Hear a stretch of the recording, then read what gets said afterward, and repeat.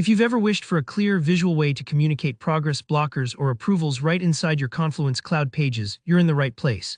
In today's tutorial, we're looking at the status macro, including how to add it, customize it, and make the most of Aura's smart enhancements. By the end, you'll be confidently using status indicators that keep your team on the same page, literally. Let's get started right away. First up, adding the status macro to your page.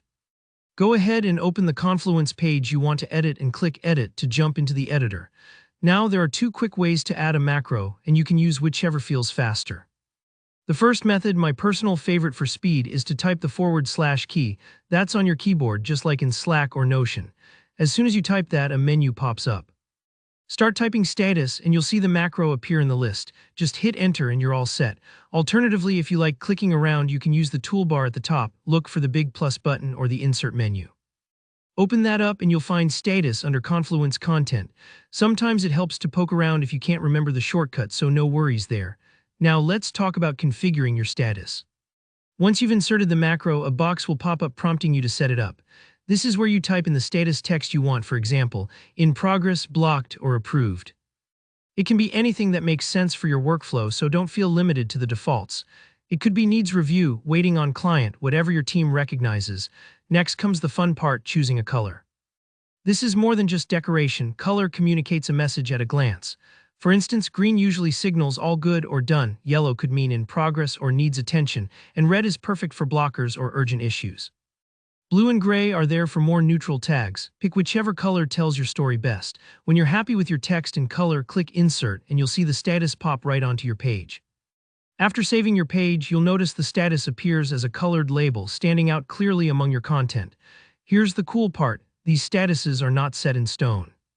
If you need to update a status, let's say a task moves from blocked to in progress, or you finally get that approved, all you have to do is click on the status label directly in view mode.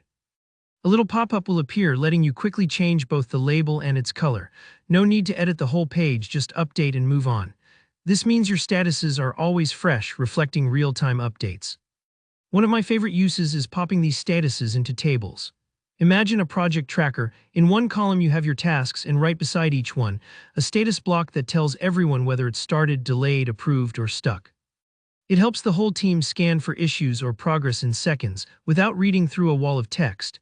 Now, if you're using Aura for Confluence Cloud, you might have even more power at your fingertips. Aura's version extends the built-in status macro, giving admins the ability to define preset sets of statuses and colors.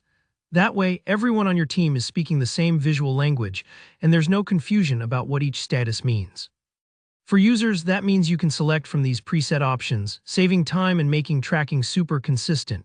It's like upgrading from a sticky note to a color-coded dashboard, and that's all there is to it.